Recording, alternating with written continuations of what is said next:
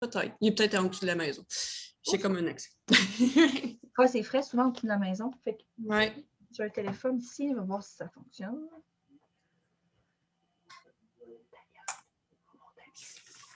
OK.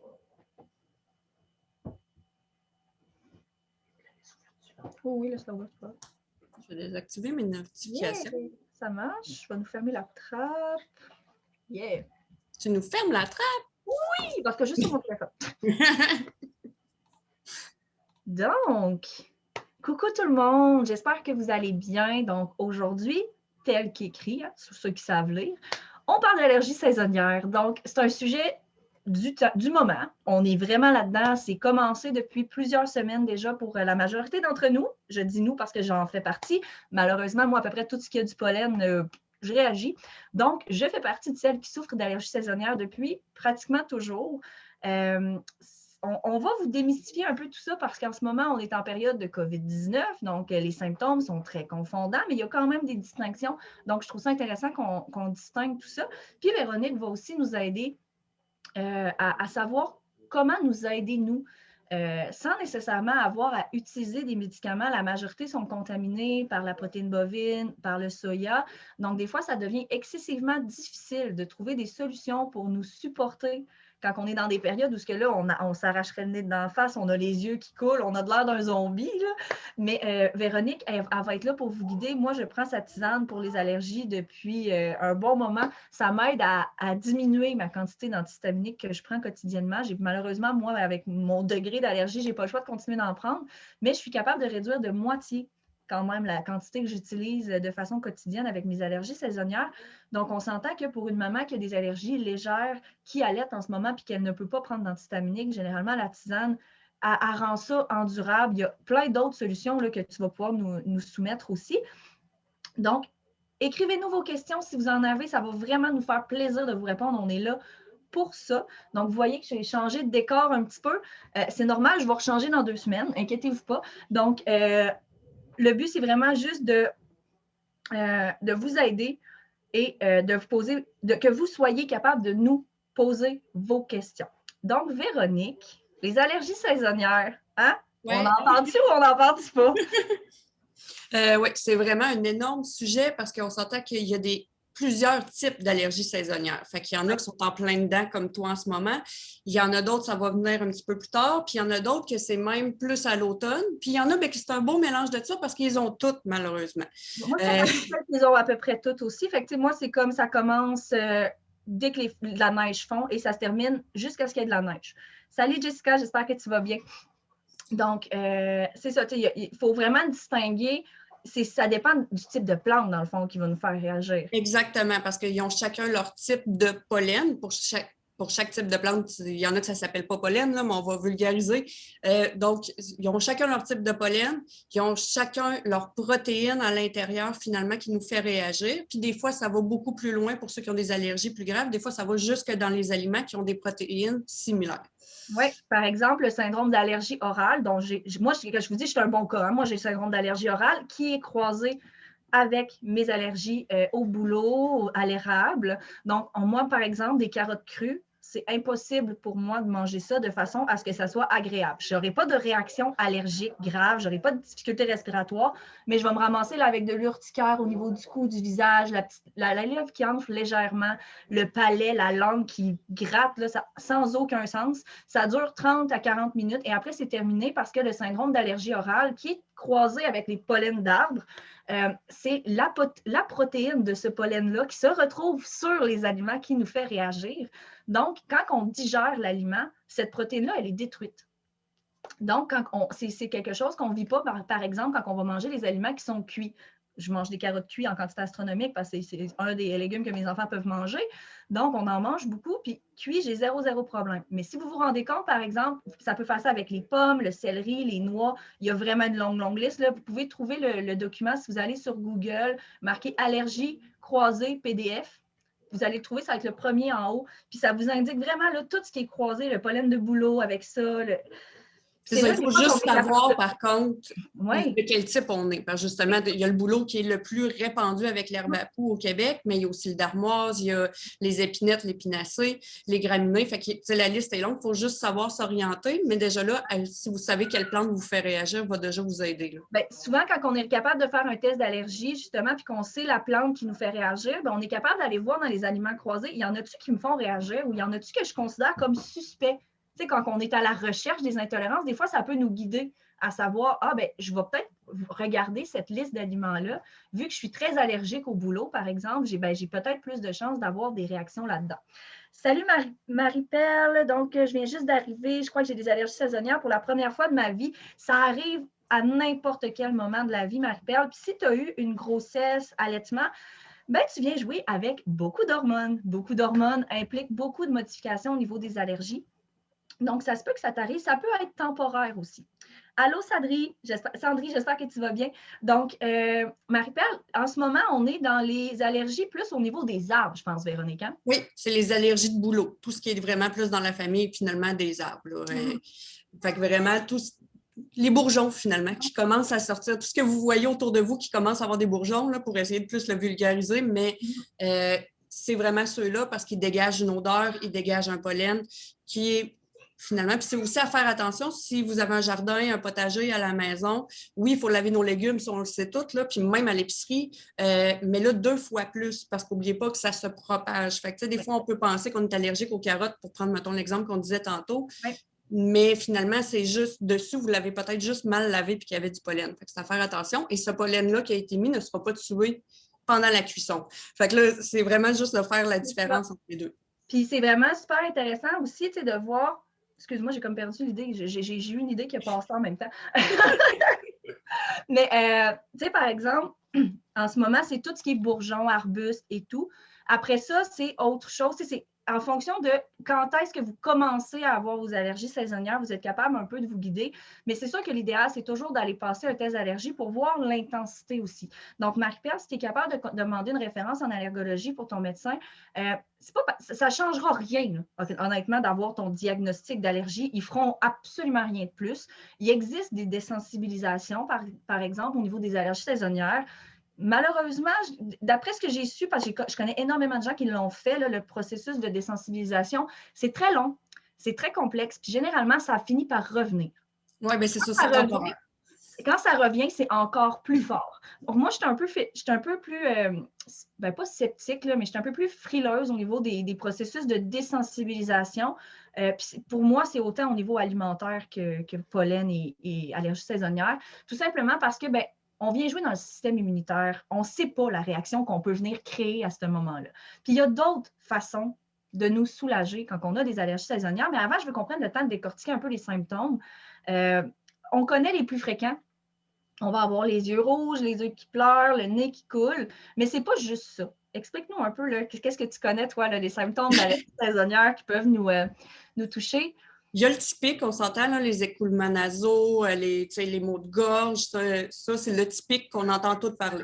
Ouais. Mais bien sûr, comme tu as dit, il y a l'armoiement. Ça va bien, vous avez compris les yeux qui coulent, OK? Salut Déby, j'espère que tu vas bien. Donc, le larmoiement des yeux. Merci. Après ça, par exemple, ça peut amener à des conjonctivites, par contre. Oui. Donc, c'est tout à fait normal normal, pas agréable, là, mais si vous avez des conjonctivites. Les conjonctivites, en même temps que les yeux qui pleurent, peuvent donner aussi des oreilles bouchées, le mal des oreilles, puis qu'on a l'impression d'avoir une otite qui n'est pas une otite.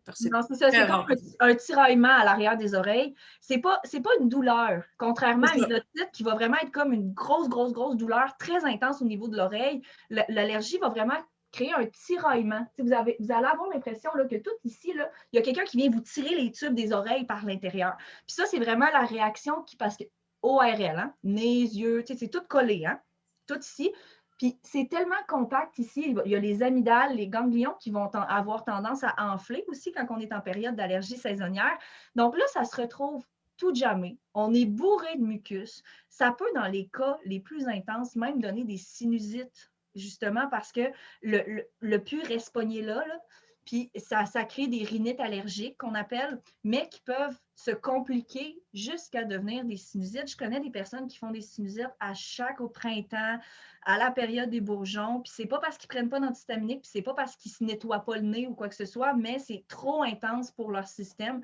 Donc, il faut prendre la peine de trouver des soigner les symptômes. Il faut vraiment, symptômes. vraiment soigner les symptômes pour pas que ça aggrave. Puis, en plus, on s'entend qu'il n'y a rien d'agréable. Ça veut dire que la plupart de nos sens sont bouchés. Avoir des sens en moins que notre corps n'est pas habitué, c'est assez déstabilisant, ce qui amène souvent des cas de fatigue avec les allergies saisonnières. Oui. Donc, c'est tout à fait normal d'être fatigué. Par contre, normalement, pas de fièvre, pas de douleur physique autre que ceux qu'on a mentionnés, là, on s'entend? C'est ça, Marie-Pierre, que tu disais, c'est vraiment pas pratique en temps de COVID, évidemment. Mais la distinction, c'est vraiment ça. Il n'y aura pas de fièvre avec les allergies saisonnières. Il n'y aura pas tu sais, quand on a un COVID ou la grippe, le rhume, on se sent ankylosé. Là, on a le corps au complet, généralement, qui est comme lourd. Ça n'arrive pas normalement avec les allergies saisonnières. Ça va créer de la fatigue, mais pas de douleur musculaire. Là, vraiment qu'on ne sera pas raqué avec les allergies saisonnières normalement. Donc, c'est vraiment quelque chose qui peut t'aider à distinguer entre, OK, c'est-tu des symptômes de début de rhume ou des symptômes de début de COVID ou des allergies? Il faut aussi savoir qu'il y a un indice pollen qui est disponible sur le site de Météo Média. Donc, on tape allergie Météo Média, vous allez avoir l'indice pollen de votre région. Si vous savez que votre indice pollen est dans le tapis et que vous avez clairement de la misère, bien, posez-vous pas de questions. Tu sais, c'est comme une corrélation assez franche. Si, par exemple, l'indice pollen est très bas ou faible, puis que là, vous vous sentez vraiment pas bien, vous avez de la misère, mais là, ça se peut que ça soit autre chose. Ça peut vous aider un peu à vous dépatouiller dans tout ça. Puis, les allergies saisonnières n'auront pas il n'y a pas d'incubation. C'est comme, aussitôt que le pollen sort, ça commence. Il n'y a pas de ça va bien, puis oups, 4-5 jours. Non, non, c'est comme c'est là. Ça commence maintenant. Aussitôt que les bourgeons commencent à sortir un petit peu sur les arbres. Fait que, tu sais, si tu te rends compte que, ben oui, ça corrèle vraiment avec le pollen, ben, tu sais. Puis il y a des pics aussi à chaque changement de climat. Puis on est au Québec, là. On en a eu dans les dernières semaines, on s'entend, dépendant où est-ce qu'on habite, on a eu des journées où les températures ont varié jusqu'à 20, puis après ça, on a chuté. Mais là, qu'est-ce que ça fait? C'est que les arbres, ou peu importe la sorte de plante, peu importe le type, ils vont se réveiller, vont se rendormir, vont se réveiller. Fait qu'il y a des pics vraiment, là, ça va vraiment avec tout ce qui est nature, finalement, puis qui se réveille, qui s'endort.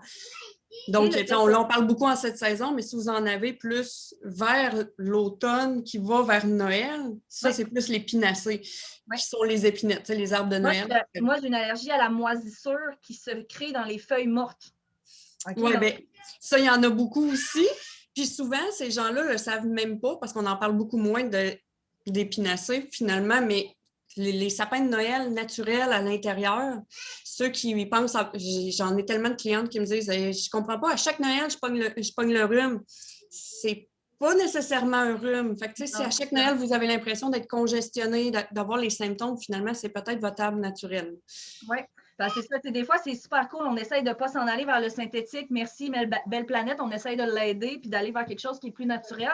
Mais ce n'est pas nécessairement tout le temps la meilleure option pour nous. Surtout qu'on vous encourage en période d'allergie saisonnière à fermer les fenêtres, utiliser un peu plus un climatiseur pour vous rafraîchir que d'ouvrir les fenêtres en grand. L'aération dans une maison, c'est excellent. On va quand même le compte. Il faut faire une aération dans sa maison, mais on ne le fait pas en période de grand vent ou on va faire ça, par exemple, en période d'allergie saisonnière, aérer votre maison le soir ou la nuit, fermer les fenêtres de jour. Parce que c'est de jour que le pollen va être le plus actif, qu'il va en avoir le plus dans l'air. Puis on ne laisse pas les fenêtres ouvertes toute la nuit non plus. On aère et on referme. C'est plate quand c'est l'été puis qu'on a donc bien envie d'avoir de l'air, surtout quand on est confiné dans nos maisons depuis très longtemps. Mais malheureusement, des fois, de faire rentrer trop d'air dans la maison, ça fait que, justement, on fait rentrer du pollen, puis après ça, on se ramasse qu'on est dans notre maison, puis on est congestionné, puis le pollen, après ça, il ne sort plus. Là. Une fois qu'il est rentré, il est dedans. Il faut qu'on passe la balayeuse, il faut qu'on lave, puis le pollen, ça colle. Partout. Oui, vraiment partout. C'est incroyable. C'est la même chose pour sécher son linge. Tu sais, on s'entend, là, je vise le plus possible le zéro déchet, comme la plupart le savent, mais sécher le linge à l'extérieur, quand on a des allergies saisonnières, oubliez ça, votre linge va être imprégné. Fait que c'est vraiment, vraiment pas une idée. Puis pour revenir sur ces sapins de Noël, entre de toute manière avoir un sapin artificiel et un sapin naturel à la maison, point de vue planète, ça se combat pas mal. Ben, c'est ça. Tant longtemps que vous utilisez votre arbre artificiel, longtemps. On s'entend, là? Normalement, un arbre artificiel, c'est supposé t'offrir au moins une dizaine d'années. Tu sais, j'ai le mien depuis 17 ans, puis il va très bien. C'est ça. Des fois, c'est de prendre la peine d'acheter un produit qui vaut peut-être un peu plus cher quand on sait qu'on a des allergies au vrai sapin, puis qu'on veut justement pas nécessairement, tu sais, qu'on veut avoir une empreinte écologique qui est la moins grosse possible, mais on peut peut-être investir un peu plus pour avoir un beau sapin artificiel de bonne qualité, puis justement le garder très longtemps. Les sapins, là, il y en a qui gardent ça pendant 20 ans, puis le sapin est encore très beau après 20 ans. Il n'y en a pas de problème. J'ai ma mère qui me fait des oui, moi en arrière. Donc, tu sais, c'est possible là, d'avoir une empreinte écologique qui est quand même réduite avec un sapin artificiel. Puis, c'est d'y aller intelligemment aussi. Les racks de séchage intérieur avec un déshumidificateur dans la maison, ça fait très bien pour faire sécher nos vêtements en ayant une empreinte écologique qui est moins intense, par exemple, qu'avec une sécheuse. On met un petit déshumidificateur, un petit ventilateur à l'intérieur de la maison pour pas que ça vienne faire moisir nos murs, parce que si vous faites beaucoup de lavage, bien, ça fait beaucoup d'humidité. Tu sais, nous autres, on est 4 enfants, tes 3 enfants, ça fait beaucoup de... Toi, t'en as 4, moi, j'en ai 3. Ça en fait beaucoup de lavage, OK? C'est clair que... Oui. Ça prend beaucoup de racks de séchage, puis ça prend de la place dans la maison. Mais des fois, quand on est en grosse période de boom là, au niveau du pollen, ben, si vous connaissez, par exemple, le type d'allergie, on s'entend que, par exemple, si c'est juste les bouleaux, après juin, vous pouvez faire sécher votre linge à l'extérieur sans problème. Là, on s'entend. Là. Ça, c'est très drôle, Marie-Père qui nous dit « Oh, cochonnerie! Moi qui adore le printemps et l'été, qui ouvre grand les fenêtres. » Tu sais, c'est pas nécessairement que c'est mauvais de le faire, mais c'est de t'assurer d'avoir des très, très bons moustiquaires. Si jamais, il y en a des plus fins qui sont presque comme... Honnêtement, c'est pratiquement opaque quand tu le regardes. Là, tu ne vois pratiquement pas les trous. Ça, à la limite, ça pourrait déjà limiter le pollen qui va rentrer à l'intérieur. Tu peux même le mettre par-dessus ton moustiquaire qui existe déjà. Ça va te faire un double filtre. Fait que comme ça, il y a le minimum de pollen qui va rentrer possible. Excuse-moi, j'ai une intrusion d'enfant. Donc, à ce moment-là, on a des allergies saisonnières. C'est beau. On sait on ne met pas notre linge dehors, on essaie de limiter les fenêtres ouvertes, on utilise un climatiseur. C'est quoi les autres astuces? Premièrement, tout ce qui est chimique, odeur chimique, tu sais, tout ce qui est des odeurs prononcées, bien, tout ce qui touche aux voies nasales, il faut les éloigner. Tu sais, puis peu importe si vous adorez votre type de chandelle qui est essayez de l'éloigner pour la période des allergies saisonnières parce que justement, ça va venir tout obstruer, fait que ça va juste vous nuire. On s'entend? Même chose pour qu'il y ait des produits chimiques qui dégagent des odeurs hyper fortes, j'imagine? Oui, vraiment, tout ce qui est odeur, finalement, vraiment forte. Puis, tu sais, des fois, ça peut même aller sur certains aliments pour les personnes. Tu sais, je pense à l'ail, par exemple. Si tu es vraiment, vraiment atteinte, c'est sûr que ça ne t'aidera pas, point de vue voie nasale. C'est ça, exactement. Ensuite, moi, pour éloigner les crises, c'est vraiment la meilleure chose. Tu sais, les autres, c'est plus soigner les symptômes, mais pour éloigner le plus possible les crises, la spiruline, c'est prouvé parmi plusieurs études qu'elle peut énormément aider. Fait que 2 grammes par jour, tout simplement. On va en parler, on va prendre 2 secondes parce qu'on en a parlé dans ton membership à toi, justement. Je trouve ça très drôle. Ça me fait rire de parler de ce point-là, justement, parce que ça fait quoi, 45 minutes qu'on en a parlé? À peu près dans ton membership à toi. La spiruline, là, c'est dégueulasse. Essayez pas de trouver ça bon. C'est mauvais, OK? Je connais personne qui aime ce goût-là. OK, ça goûte la merde. Je suis désolée, mais juste l'odeur, c'est assez pour dire. Puis, moi, ce que je vous propose vraiment les smoothies pour ce qui est de moi. Véronique, toi, tu suggères aussi comme de le mélanger dans un shooter d'eau puis go. C'est que ça dépend de la personnalité que vous êtes. C'est ce que j'expliquais dans mon membership parce qu'on s'entend, il y a plein de types de personnes, mais point de vue alimentation, quelque chose qu'on déteste, il y a 2 choses. Soit la personne qui est « OK, je m'en fous, je le fais là, puis c'est fini, on n'en parle plus ». Fait que là, c'est un shot, il se mélange très mal dans un liquide, mais tu le mets quand même avec de l'eau, tu le brasses le mieux que tu peux et tu le cales. Fait que ceux qui sont plus... je cherche le mot, là, mais game. Moi, je vous le dirais, je suis une petite nature en maudit sur le goût. Là. Moi, si ça goûte, le haut le cœur me pogne tout de suite. T'sais, moi, il ne faut pas que je le goûte. C'est sûr que moi, je vais le mélanger dans un smoothie pour le couvrir avec d'autres choses. Mais quand on n'est pas trop petite nature, puis tu sais, genre le boclé, vous autres, ça ne vous dérange pas, là? ben vous pouvez y aller en shooter, go cul sec, c'est fini, on n'en parle plus. C'est ça, parce que sinon, smoothie, yogourt, ce qui est plus épais, Ouais. c'est sûr qu'il va avoir le petit goût. L'avantage du smoothie, c'est qu'on peut rajouter plein de choses puis que le goût va être plus caché. Tu sais, comme moi, par exemple, je suis de l'autre type, je suis vraiment, OK, je le fais là, puis on n'en parle plus pour la journée, là, tu sais, puis je me mets quelque chose à côté, un jus d'orange pour le boire tout de suite après, tu sais, parce que je le sais que mon smoothie, je vais le regarder, puis je vais faire, ah non, non, non, non, moi, je le continue pas, fait que moi, ça marche pas, là. Tu sais, il y a aussi l'option pour celles qui peuvent le faire. On peut acheter des capsules végétales et le mettre à l'intérieur. Moi, je ne vous conseille jamais d'acheter les capsules qui sont déjà faites. Premièrement, vous ne pouvez pas valider la qualité de la spiruline qui est à l'intérieur. On ne sait généralement pas trop de quoi les capsules sont faites. Donc, je vous conseille d'acheter des capsules végétales de bonne qualité qui sont sans tous les allergènes que vous avez à la maison. Il y en a plusieurs sortes qui sont disponibles sur le marché. Si vous ne savez pas où regarder, vous pouvez écrire à Véronique ou m'écrire à moi. On va vous donner des pistes. Il y a plusieurs magasins là, qui en vendent. C'est quand même assez facile à trouver. Puis, on peut mettre la spiruline à l'intérieur. C'est sûr que ça n'a pas nécessairement toujours la même efficacité quand on vient rajouter une capsule. Mais tu sais, si vous êtes vraiment, vraiment, mais vraiment pas capable, c'est mieux que rien, on s'entend. Ça peut quand même être une alternative. À la limite, on en prend peut-être 2,5 grammes ou 3 grammes, un petit peu plus, pour venir pallier. Mais il n'y a rien qui ne se fait pas à ce niveau-là. Mais c'est super cool d'avoir une option qui est naturelle. Puis, la spiruline, c'est un super aliment pour tellement de choses autres que juste la gestion des allergies. Ça aide au niveau du fer. On s'entend qu'il y en a beaucoup des mamans qui sont inquiètes avec leur taux de fer après les grossesses aussi. Donc, tu sais, moi, je pense que la spiruline, honnêtement, je pense que tout le monde devrait en prendre. Vraiment tout le monde. Tout le monde. C'est pourquoi que le premier mois, justement, dans le membership, je parle dans le mien, de la spiruline. C'était pas clair, mais... sauf que, juste une petite parenthèse, ceux qui magasinent la spiruline, faites vraiment, vraiment attention. Il y en a tellement qui la vendent en mettant bio. De la spiruline bio, ça n'existe pas, gang. C'est impossible. C'est une algue marine. Si vous connaissez un endroit sur la planète où que le marin est bio, c'est la même océan partout, malheureusement. On ne s'en sauve pas. Fait que payer le double du prix pour une algue bio, impossible. Ça ne vaut pas la peine. Toi, tu en vends dans ta boutique. Fait que si jamais vous en cherchez, vous pouvez aller voir dans la boutique de Véronique. Sinon, je sais qu'il y a plusieurs formes de spiruline aussi. Toi, tu recommandes vraiment celle en poudre. C'est quoi le problème avec celle qui est liquide? Bien, la liquide, c'est que, veut pas, notre corps trie, si on le sait tous. Fait qu'il y a vraiment de la difficulté à trier plus tout ce qui est liquide. Fait qu'en poudre est vraiment mieux assimilé, notre corps prend son temps.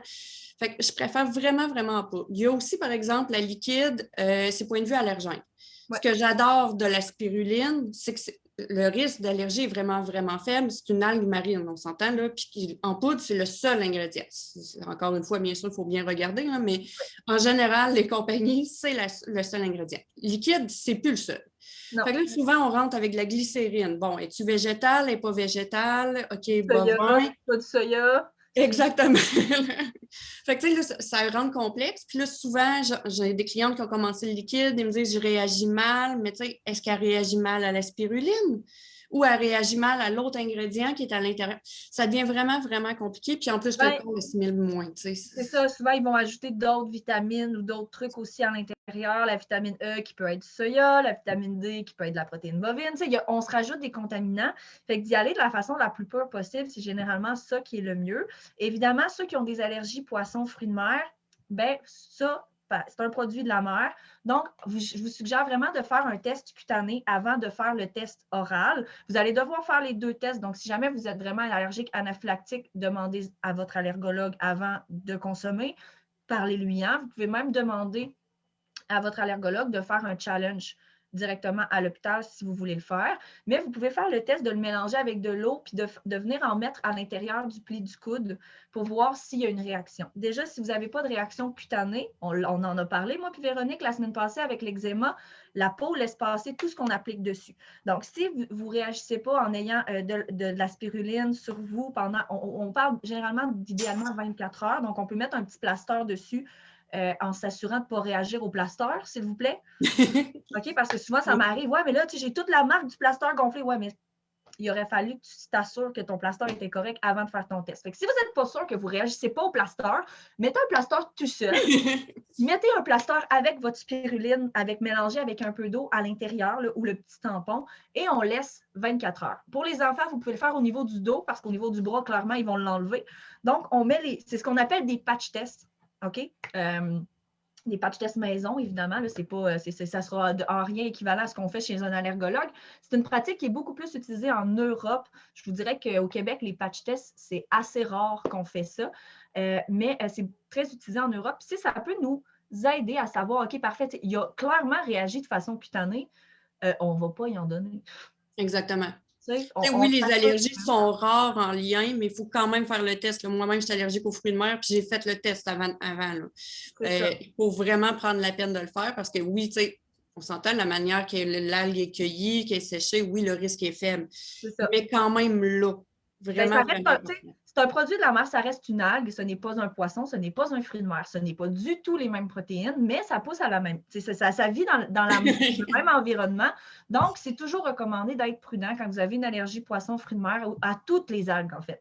Pas juste la spiruline, c'est toutes les algues qui sont à introduire avec attention. Puis faites la même chose si vous changez de marque de spiruline, parce que la méthode n'est pas toujours la même, dépendant de la compagnie, dépendant de leur valeur, dépendant de... Oui, selon l'endroit où elle est cultivée aussi. Des fois, par exemple, ça peut être un endroit où il y a énormément de crevettes, mettons, dans l'environnement, ce qui pourrait causer une contamination directement en mer. Fait que, c'est juste d'être prudente. OK? Je ne veux pas vous faire peur, là, inquiétez-vous pas. Non, parce que le risque est vraiment mince, là. C'est ça, c'est extrêmement fort. Mais j'aime mieux vous prévenir que de vous voir réagir de façon négative parce que vous avez essayé. Donc, vraiment, si vous avez des inquiétudes, parlez-en à votre professionnel de la santé. Il va pouvoir vous guider aussi dans votre processus. Si vous avez des allergies aux poissons, fruits de mer, peut-être que l'allergologue va vous dire justement, non, toi, tes allergies sont vraiment trop intenses, je ne toucherai pas à ça, ou on va faire un test à l'hôpital, ou non, il n'y a pas de problème. C'est vraiment votre professionnel qui va être le mieux pour vous guider. Mais après la spiruline, il y a d'autres choses aussi. Là. Oui, les autres, c'est plus pour calmer les symptômes, puis que finalement, vu que, quant à moi, on s'entend, là, je pense que tu vas être d'accord là-dessus, les allergies saisonnières, c'est du matin au soir, ça n'arrête plus. Fait que finalement, si tu calmes les symptômes, tu calmes aussi la prochaine crise, là, on s'entend. Je vais juste tourner ma page, je ne veux rien oublier. Dans les plantes, là, je vous les nomme toutes, mais comme Jess le dit, il faut vraiment se renseigner sur chacune si c'est correct avec l'allaitement, si c'est correct aussi enceinte. Bien sûr, Astuce Nature en offre une déjà safe. Oui. Pour vous autres, là, mais c'est dépendant, je sais que pas tout le monde allaite, pas tout le monde... Non, mais des fois, c'est juste que il y a une plante, par exemple, qui peut faire réagir certaines personnes à l'intérieur de la tisane. Sachez que Véronique, elle peut personnaliser absolument toutes vos commandes. Fait que si jamais vous autres, dans la tisane allergie qui est déjà conçue par Véronique, il y a quelque chose qui ne convient pas, écrivez-lui, elle va pouvoir vous faire une tisane qui va vous aider avec vos allergies et qui va être sécuritaire pour vous. Puis Marie-Perle, inquiète-toi pas, tout est disponible en rediffusion, ça va rester dans le groupe. Donc, tu vas pouvoir terminer, même si tu dois quitter maintenant, il n'y a pas de problème. Donc, les plantes, il y a l'ortie. Par contre, je dis de faire attention à tout ce qui est graminé, les allergies aux graminées dans les allergies saisonnières. On ne prend pas d'ortie. Mais sinon, il y a l'ortie pour tous les autres types d'allergies, est vraiment, vraiment efficace. Il y a la réglisse, le thé vert. Bien sûr, on fait attention, ce n'est pas avant l'heure du dodo pour le thé vert. Le plantain, faites attention aussi, allergie croisée, par exemple, encore une fois, avec les graminées. Il y a l'échinacée. L'échinacée, surtout si vous avez des problèmes avec la gorge, avec les allergies saisonnières, est vraiment à prendre en considération.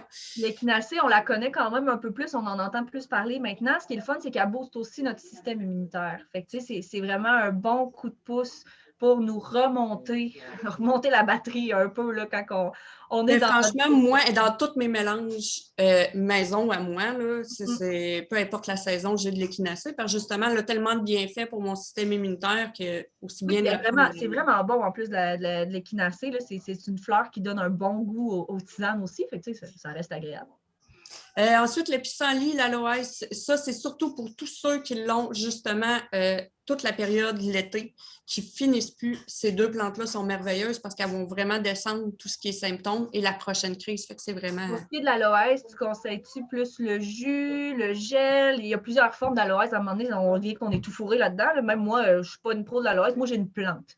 Fait que j'ai la plante d'aloès. Mais comment tu nous suggères ça, l'aloès? Mettons, c'est bien d'essayer. Le gel, je préfère le garder pour tout ce qui est cataplasme, crème, vraiment plus comme ça. Parce Donc, que on aurait des plaques d'urticaire, mettons, après être allé se frotter sur une plante qu'on est allergique, mettons? Oui, c'est ça. Ça, je le préfère parce qu'elle est plus concentrée puis elle agit plus tranquillement au long terme. Okay. Par exemple, ce qui est jus, il est très, très bon, mais le risque d'allergie est quand même élevé, par exemple. Bien là, élevé, on s'entend, là, je parle pas de, je parle de 1 On parle pas d'arachide, là? Non, c'est ça. Mais en jus, parce que c'est vraiment intense. Tu sais, même Santé Canada le recommande à plus faible dose. Fait que je ne comprends même pas que c'est vendu encore en pharmacie à l'état pur, là, perso. Parce que même nous, dans nos recettes, Santé Canada nous le refuse en haut de 14 %. Fait qu'on s'entend que... Fait que si jamais on va vers un produit pur en pharmacie, on ne prend pas ça shooter, il faut le diluer. Exactement. Fait que c'est vraiment plus à faire attention. Moi, ce que j'aime, c'est vraiment la plante, parce que justement, la plante est déjà diluée, veut pas avec notre eau, on ne se le cachera pas. Puis, si vous le mélangez en plus avec d'autres plantes pour diminuer les restes, moi, je le préfère en plante, pour ce qui est de l'aloès. Puis l'aloès, ce qu'on peut faire pour la consommer en plante, on peut tout simplement, on enlève le verre et on prend la chair à l'intérieur. Il y en a qui la coupent en tout petits morceaux puis qui la mettent dans de l'eau, tout simplement. Ça se vend même comme ça, qu'on peut acheter. Oui. Sinon, ben, moi, j'aime plus la mettre, encore une fois, dans des smoothies. Je ne suis pas quelqu'un qui aime les textures mélangées là, de semi-morceaux, semi-liquides. Fait que, moi, on peut la mettre dans les smoothies aussi. On peut se faire des jus. On passe des fruits, des légumes à l'extracteur, puis on vient passer au mélangeur, pas à l'extracteur, avec notre aloès, parce qu'on veut la pulpe de l'aloès. C'est ça qui va nous aider à guérir. Puis, ça nous permet ça goûte pas grand-chose, honnêtement, l'aloès. Non, ça goûte vraiment pas grand-chose. Ça ressemble quasiment à de l'eau avec un petit goût. Puis c'est la même chose en infusion avec les plantes séchées. Ça fait très, très bien aussi. Là, puis vous pouvez le mélanger à n'importe quoi d'autre ou le boire comme ça aussi. Là, avec l'eau, justement, il vient de descendre l'effet un peu... exact. Ensuite, il y a la camomille qui aide énormément, surtout chez les bébés. Parce que malheureusement, il y a aussi des bébés qui font des allergies saisonnières. Puis ça fait vraiment pitié parce qu'on s'entend que c'est pas quelque chose qu'on peut arrêter. Hein? On ne peut pas l'enlever de l'alimentation, on ne le mange pas, le pollen. Non, malheureusement, moi, Talia en a envie maintenant. Elle est rendue à 2 ans et demi, mais c'est sa première année que je te dirais que la vie. Mais je l'ai vécu, moi. Avec Tommy, 8 mois, premier printemps, là, il se ramasse avec les yeux tout croûtés, tout verts. Il a de la misère à s'ouvrir les yeux le matin quand il se réveille, tellement qu'il est tout poigné. C'est pas le fun à vivre avec un enfant. Puis on peut pas nécessairement commencer à donner des antihistaminiques à fond la caisse à un bébé nourrisson. C'est pas permis avant, je pense, 2 ans, je pense, les antihistaminiques même.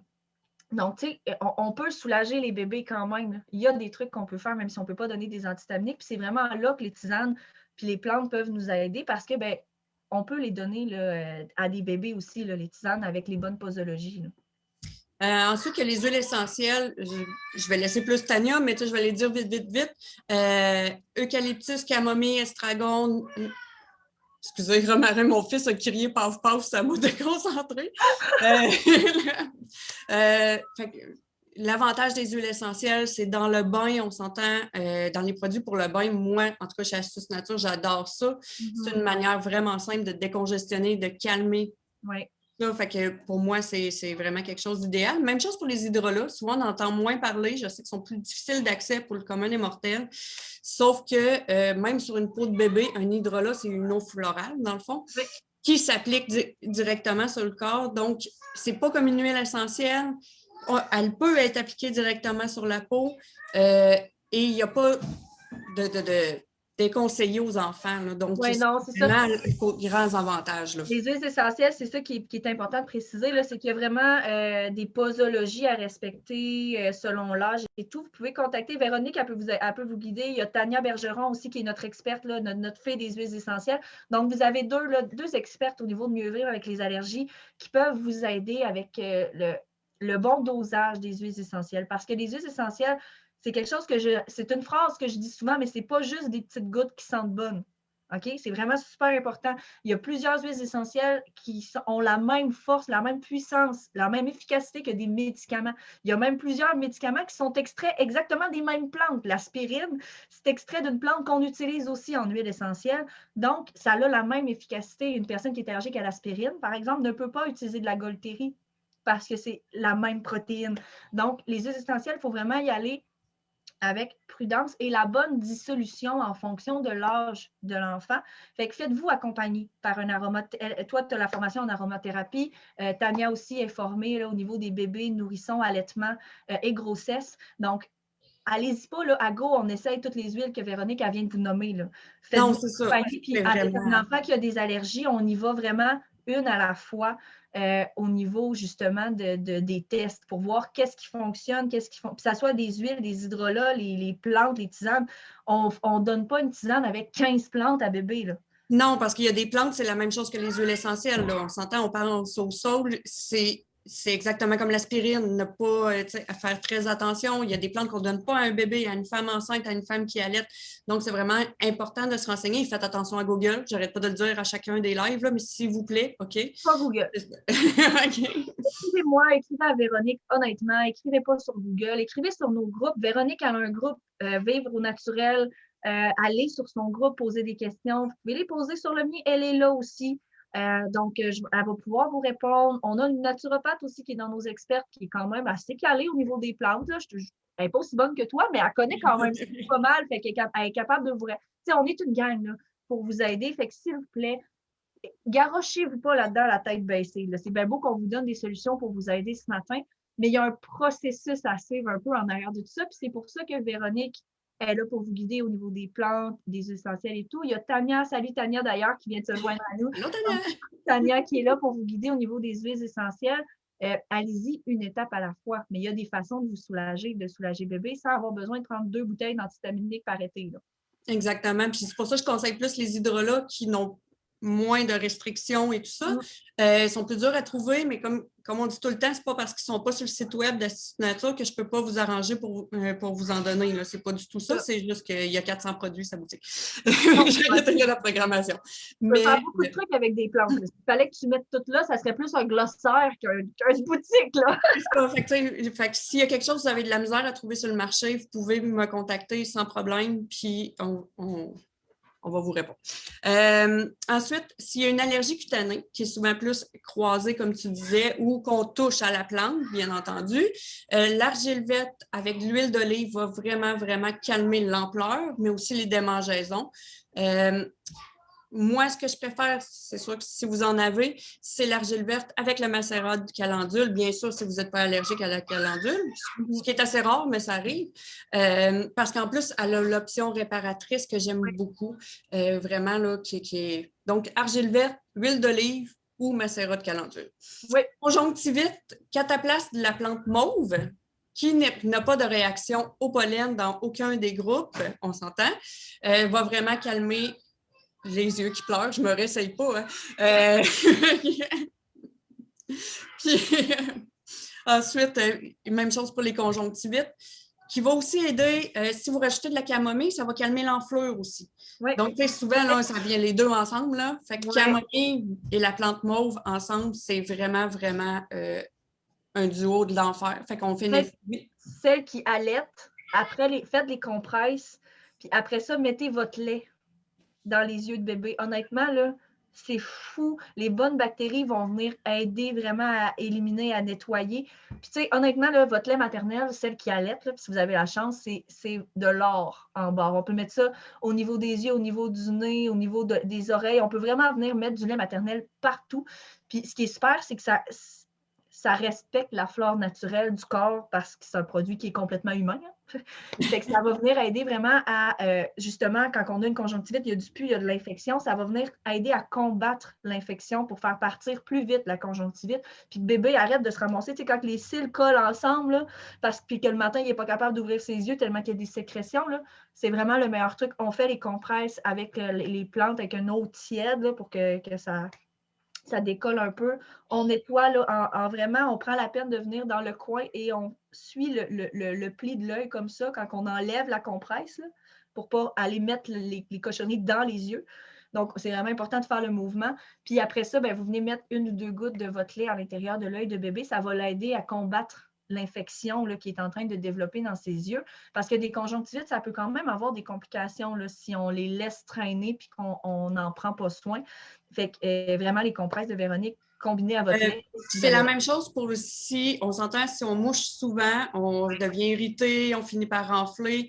C'est la même chose, tout simplement, Cataplasme mauve camomille, c'est vraiment, vraiment de best. Puis au niveau du nez aussi, super important, si vous avez des allergies saisonnières très intenses, prenez l'habitude de vous laver les sinus. Je sais que c'est vraiment poche à faire, là, mais un bon sinus rinse là, avec la grosse bouteille, au moins matin et soir, pour venir nettoyer. Puis l'eau saline va venir aider à diminuer l'inflammation au niveau de vos sinus aussi. Je sais qu'on a des Européennes aussi, donc celles qui ont la chance d'être sur le bord de la mer en Europe, aller faire un tour à la mer. L'air salin est excellent pour venir combattre les problèmes de nez. Donc ça, c'est vraiment un de mes meilleurs trucs, là, vraiment. Puis celles qui allaitent, encore une fois, si vous le faites pour bébé, vous pouvez ajouter du lait maternel à l'intérieur. Ça vient aider les bonnes bactéries qui sont présentes dans le nez de bébé à combattre les vilaines. Pour ceux qui ont des maux de tête dus à la congestion constante, là, on s'entend à force d'être congestionné, que nos sens n'en peuvent plus, on s'entend ça finit par donner mal à la tête. Ouais. Un autre symptôme de la COVID. Mais bon, mais rajoutez du gingembre quand vous mangez. Même si vous n'aimez pas le gingembre, je vais avoir l'air plate, là, mais pendant les allergies saisonnières, on ne goûte quasiment plus rien. Fait que rajoutez du gingembre. Faites-vous un shooter de gingembre avec du miel. À la limite, c'est juste le gingembre, c'est tellement bon pour booster le système immunitaire. En plus, c'est comme wow. Le miel peut venir adoucir vos maux de gorge aussi, si jamais c'est quelque chose que vous souffrez aussi. Donc, si vous n'aimez pas le gingembre, prenez-vous une grosse cuillère à thé de miel, là, puis râpez votre gingembre dedans, puis go, shoot-toi ça dans le fond de la gorge, laisse-le descendre tranquillement, puis ça va aider. Une chose à faire attention, autant dans les traitements naturels, homéopathiques et tout le... Faites attention, beaucoup, ceux qui sont préfaits contiennent du sapin baumier. Il n'y a aucun problème pour la plupart, vu que c'est celui qui a le moins de taux de pourcentage des allergies, mais quand même, si vous n'êtes pas au courant de toutes vos allergies saisonnières, les pinacées sont quand même là, qui comprend tout ce qui est épinette, qui comprend vraiment même les cèdres. Donc, vraiment faire attention parce qu'on s'entend que ça va rempirer vos symptômes. Puis Faites attention aux fameux gingembre haché qu'on retrouve à l'épicerie. Ils ont pas mal toutes de l'huile de soya dedans. Je dis ça, achète une racine puis râpe-la, tu élimines tous les risques de contamination. Exactement. Prendre une racine de gingembre bio. Ça, par exemple, j'y tiens puis je vous le spécifie vraiment parce que les racines de gingembre qu'on trouve généralement en épicerie sont cueillies en Chine ou c'est un peu comme l'ail. Il y a beaucoup de cochonneries qui se retrouvent dans ces produits-là, justement, dû à la contamination des sols dans cette région-là. Donc, je vous recommande vraiment d'y aller avec une racine de gingembre bio que vous allez être capable de trouver. Ça ne coûtera pas même plus cher que de l'acheter à l'épicerie. Fait que faites le détour, allez la chercher dans la section bio. Au moins, vous vous assurez tous les autres contaminants qui pourraient aussi vous faire réagir. Puis, encore une fois, on la lave comme il faut parce qu'on s'entend, justement, dépendant d'où qu'elle vient, elle peut avoir des croisés, donc c'est ça. Des contacts. Exact. Véronique, oui, exactement. Tania, tu as raison. Merci, Véronique. Une vraie encyclopédie des plantes. Tout à fait d'accord. Donc, là, toi, c'est ça que tu nous disais. Là. Tu fais déjà une tisane qui est déjà préparée. Elle convient à l'allaitement, elle convient à la grossesse aussi, je pense. Oui. Fait que, si vous pouvez aller voir là, sur la boutique de Véronique, je sais que ce n'est pas nécessairement tout le monde qui trippe sur les tisanes, mais comme Véronique le dit si bien, on ne goûte pas grand-chose dans la période des allergies. Puis l'effet chaud de la tisane, ça aide énormément aussi à dégager les sinus, à adoucir au niveau de la gorge. Vous pouvez ajouter du miel ou du citron ou pire à l'intérieur de votre tisane. Véronique peut personnaliser la tisane, comme je vous disais, que ce soit parce que vous avez une plante à l'intérieur que vous réagissez ou parce que vous voulez ajouter une saveur dedans. Véronique le fait aussi. Donc, on a aussi les produits pour le bain qui peuvent énormément aider. Puis, je crois que c'est demain qu'il va s'ajouter aussi la plante mauve et la camomille déjà préparées, qui sont bio, on s'entend. Si vous n'en avez pas dans votre secteur, ça peut être une belle chose d'en avoir dans votre pharmacie. Puis pour faire le cataplasme, tout simplement. Oui, c'est ça, parce que moi, je te dirais que de la plante mauve, honnêtement, j'en ai jamais vu nulle part, là, ailleurs que chez vous. Fait que, des fois, c'est pas nécessairement tout le temps, puis vous allez arriver dans un magasin d'aliments naturels, ou puis ils vont faire comme, de quoi c'est qu'elle parle, elle? Fait que, si jamais vous arrivez pas à trouver, ben, contactez Véronique, puis ça va nous faire plaisir de vous guider, là, parce que, comme elle l'a dit, il y a 400 produits dans la boutique, là, ça se peut que vous soyez pas nécessairement capable de trouver exactement ce que vous voulez du premier coup, là, si vous connaissez pas du tout les produits de Véronique. Donc, n'hésitez pas là, à la contacter. Vraiment, ça va lui faire plaisir de vous guider. Est-ce que tu avais d'autres infos pour nous ce matin? Ce matin. Non, je pense que c'est correct, je pense. Sinon, ça se peut que j'en ai oublié, mais sinon, j'en parle tout le restant du mois à partir de demain dans le groupe Vive au naturel. Fait que si jamais j'ai oublié des choses, ben, vous allez avoir toutes les infos. On va aller mettre le lien de ton groupe en commentaire. Fait que les filles qui ne sont pas dans le groupe de Véronique et qui s'intéressent vraiment au sujet des âges saisonnières, qui aimeraient pousser ça un peu, bien, allez vous joindre au groupe de Véronique. Puis c'est vraiment un groupe qui est axé sur la santé naturelle. Donc, vous allez avoir plus de réponses et plus d'informations vraiment sur les plantes, comment se soigner naturellement. C'est un sujet que j'aborde aussi dans mes différents lives avec les expertes et tout, mais on s'entend que moi, mon dada, c'est les allergies. Ce n'est pas les plantes. Donc, vraiment, si vous voulez pousser la chose, allez vous joindre au groupe de Véronique. Sinon, écrivez-lui. Ça va vraiment vous faire plaisir de vous guider à travers tout ça. Puis, moi, je me rappelle un truc aussi. Les allergies sont en lien aussi avec le réchauffement climatique parce que ça vient avec la variation des pollens. On en a parlé tantôt, les variations de température. Donc, plus ça va en ce moment, plus ça augmente les allergies saisonnières. Donc, ça se peut que vous ayez jamais eu de misère avec ça et que maintenant, vous en ayez parce qu'on vit maintenant ce qu'on appelle une pollution verte. De plus en plus de villes ont planté énormément de bouleaux, de peupliers et d'érables, qui sont les 3 arbres qui sont probablement les plus allergéniques dans toute la panoplie des arbres. Ce qui fait qu'il y a de plus en plus de pollution verte. La saison des bourgeons, du pollen est plus longue parce que nos saisons chaudes sont de plus en plus longues aussi. On s'entend-tu? Je ne sais pas si vous avez vu vos photos souvenirs de l'année passée sur Facebook. On avait de la neige encore. Donc, les saisons chaudes se rallongent. On s'entend, on le voit, là, je pense, dans les 10 dernières années, je pense que tout le monde l'a remarqué. Ce qui fait que, veut pas, ça a un impact, ça aussi, sur la saison des allergies saisonnières. Et puis, comme on disait tantôt, la nature n'arrête pas de se réveiller, de s'endormir, de se réveiller, s'endormir. Tu sais, même en plein mois de janvier, des fois, on se ramasse avec un +10. Fait que, tu sais, si ça dure quelques jours, c'est sûr que la nature va, elle, dans sa tête, on s'entend, ils n'ont pas de calendrier, là. Fait qu'elle, dans sa tête, elle fait « Oh, je vais commencer. Ah non, ah oui. » Fait que, tu sais, c'est sûr que pour l'organisme humain, ça fait beaucoup. Donc, oui, le risque augmente des allergies finalement saisonnières. Puis comme tu disais tantôt, des fois, on va en avoir pendant 2 ans, après ça, on n'en aura plus. D'autres vont en avoir toute leur vie, ça va vraiment... C'est ça, des fois, ça vient avec beaucoup de choses. Quand on a eu des grossesses, des allaitements, des fois, c'est des débalancements hormonaux qui vont faire qu'on va vivre des allergies saisonnières pendant quelques années. Après ça, nos hormones se stabilisent, puis on n'a plus de problème. Ça peut arriver. Puis il y a le système immunitaire, bien entendu. Tu sais, ça ressemble à un rhume, c'est pas pour rien qu'on appelle ça comme ça. Justement, il y a beaucoup dans les données scientifiques de particularités qui mènent vers la même chose.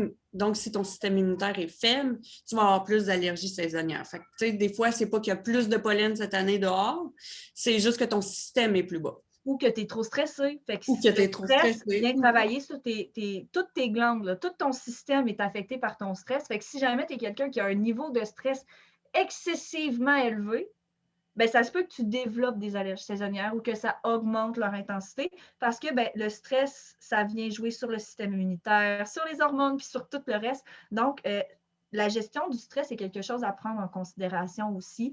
Un autre conseil aussi que j'ai oublié de vous nommer tout à l'heure, quand vous allez à l'extérieur, parce qu'on ne s'empêchera pas d'aller dehors, là, à un moment donné, je veux bien, là, on est en été, il fait beau, on va y aller dehors quand même. C'est correct, on en profite. Par exemple, quand vous rentrez à l'intérieur, changez-vous et allez prendre une douche. Lavez-vous les cheveux, même si c'est souvent, pas nécessairement besoin de mettre du savon, mais rincez-vous les cheveux à l'eau claire quand même abondamment. Lavez-vous surtout les régions qui ont été exposées directement à l'extérieur. Si vous étiez en manche courte, le bras, on lave plus avec du savon pour vraiment venir décoller le pollen qu'on a sur nous. Puis ça, des fois, juste ça fait qu'on est... Moi, je suis quelqu'un que je suis bien quand je suis à l'intérieur, je sors, quand je rentre, je veux mourir. Je suis correcte tant et aussi longtemps que je suis dehors, je suis correcte. Mais c'est vraiment quand je rentre à l'intérieur, là, mon système, il clash. Là, comme là, too much, tu as été trop exposé pendant longtemps au pollen. Là, après ça, je me ramasse, je m'en vais prendre un bain avec. Moi, j'ai des huiles essentielles. Véronique, elle me guide depuis quand même longtemps. Là, fait que je suis capable de. J'utilise justement mes huiles essentielles, mes tisanes. J'ai la tisane de Véronique et tout. Donc, j'utilise mes techniques que je connais, puis je suis capable de résorber la crise très rapidement. Là, même quand je sors dehors. C'est sûr que ça m'ajoute une étape quand je rentre de l'extérieur. Je n'ai pas le choix de me préparer ma tisane, d'aller prendre ma douche, de me changer. Mais ça me permet de ne pas être pendant 4 heures à avoir le nez qui veut exploser, les yeux qui coulent tout collés, la tête qui fait ça de même. Là, parce que là, tu es tellement congestionné que tu as de la misère. Tu essaies de te moucher, c'est les oreilles qui te bouchent. Non, c'est ça. Puis empêchez-vous pas de sortir. On s'entend que les bienfaits d'aller dehors sont connus. On n'a pas besoin de tous les énumérer, mais c'est vraiment, vraiment important. Puis oui, il y a des solutions au naturel, sans les allergies, de vraiment pouvoir descendre les crises. Puis tout ça, on s'entend, j'en ai énormément d'allergies, mais j'ai toutes les plantes d'astuce nature à m'occuper. Donc oui, je suis dehors la plupart du temps. C'est juste la période que je me lave sans bon sens. Ben, lave, c'est souvent juste rincer, mais quand même, on s'entend, il y a des manières justement de contrôler. C'est juste de mettre des choses en place pour nous aider sans être capable de nous priver. Puis, tu sais, oui, on aime ça ouvrir les fenêtres, mais on le sait que ça peut nous incommoder à l'intérieur. Fait qu'on se garde un endroit qui est sans allergènes, qui est plus sécuritaire. On va aérer la maison, mais plus de nuit, de soir, dans les périodes de faible vent. Parce que quand il y a beaucoup de vent, il y a beaucoup de pollen qui se promènent. Vérifier, comme tu disais, l'indice Météo Média va vraiment vous aider. Aussi, ouvrez pas les fenêtres la journée où est-ce qu'ils disent qu'il est à son maximum. Là. Surtout pas la chambre à coucher, parce que là, tout ce que vous allez respirer en dormant, vous allez avoir tout qu'un matin, puis ça va être dur à contrer. Là. Exactement. Puis celles qui ont vraiment, vraiment, vraiment de la misère, même en gardant les fenêtres fermées, allez vous chercher un bon purificateur d'air avec un filtre HEPA, donc H-E-P-A. C'est vraiment un filtre à particules qui absorbe le pollen, celui-là. Si vous achetez juste un purificateur d'air, bien straight, comme nos grands-parents avaient, parce qu'ils fumaient tout dans les maisons avant, fait qu'ils mettaient ça, là, mais ils n'ont juste pas compris que ça ne marchait pas avec des particules aussi petites que de la fumée puis du pollen. Fait qu'il faut vraiment un filtre HEPA si on veut que ça fonctionne avec les pollens qui sont des très, très, très, très petites particules. Donc, moi, j'en ai acheté un, puis on a vu vraiment la différence quand on le fait fonctionner à la maison. Ça vient éliminer les particules allergènes qui rentrent quand même, là, parce que, tu sais, on rouvre la porte, on sort, on rentre dans nos vêtements, on en rentre. Quand on rentre puis qu'on sort l'épicerie, il y en a sur le stock. Fait que, tu sais, ils s'en retrouvent toujours un peu dans la... C'est impossible qu'il n'y en ait pas. C'est impossible. Mais le filtre HEPA peut venir nous donner une petite chance pour ce qui est de notre environnement intérieur.